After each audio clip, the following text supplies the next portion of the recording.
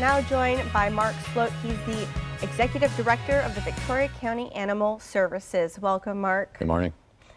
Well, it's been a busy time for animal services.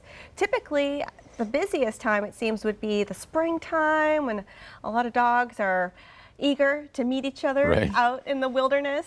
But now you're dealing with a rash of loose animal calls. Well, it's actually not any higher than it has been. We're actually lower on loose animal calls. There's a couple compounding factors. We've had a couple people that own a lot of dogs that weren't containing them. You know, we had a guy out in the county that had 20-some animals that were getting loose. And then we had a guy here in town, we took 11 dogs from his house. So personally, I think 11 to 15 dogs in town is probably a little more than anybody needs, but there's no, like, as we discussed, there's no cap on how many animals you can own. But there's certainly a responsibility to contain them on your own property and to care for them properly. And that's where we're at now, is dealing with some of these people. And the bigger problem with loose dogs in Victoria, if you scan social media, you'll see these people say, oh, my dog disappeared, I just let it out to go potty, and it disappeared between this hour and this hour. Well, you can't let your dog out to go potty if you don't have a fence. That's city ordinance. Yeah, you don't own the whole street. Right. The whole street is not your living room. Right. And to that point, after we took in the 11 dogs on Jecker, the next day I was 2 blocks away and we had 7 loose dogs from 3 houses. Wow. Even though the people had seen the news, they knew we were going to be in the area patrolling, and they still didn't keep their dogs home.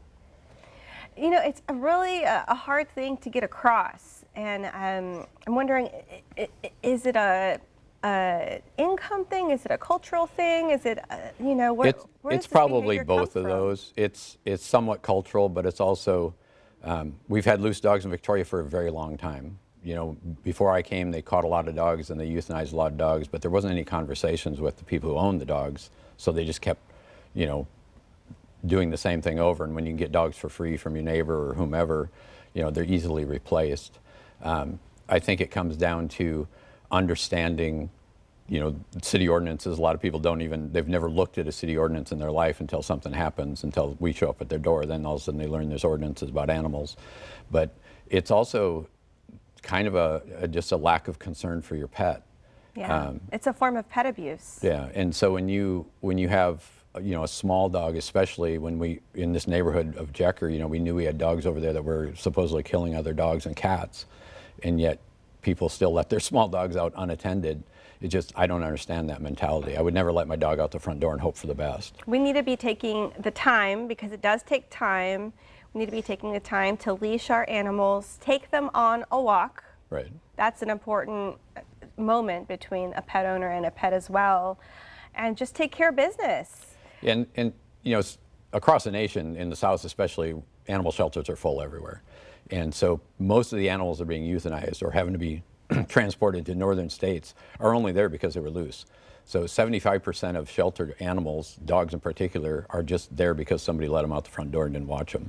So if I had less of those loose dogs that are good dogs that are owned and cared for, sort of, then I could deal more appropriately and quicker with the dogs that are a problem. You know, we hate picking up injured and dead animals on the road, especially dogs and cats. You know, we don't like having to deal with dogs that are injured by other dogs, and it's very seldom are we dealing with anybody's dog that was injured by their own dog. It's always somebody else's dog got through.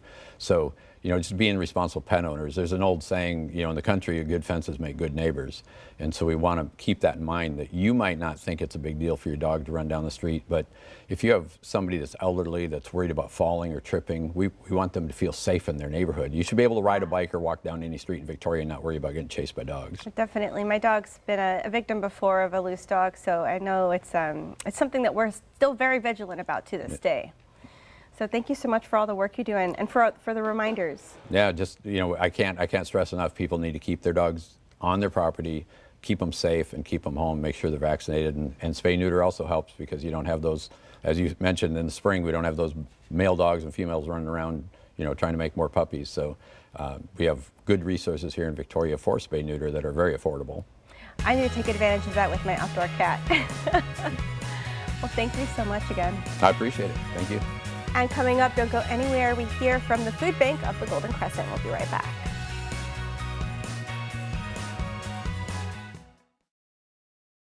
This is another hurricane preparedness reminder. I'm Chief Meteorologist Maclovio Perez. Remember to create an evacuation plan and share it with family members. Identify safe locations.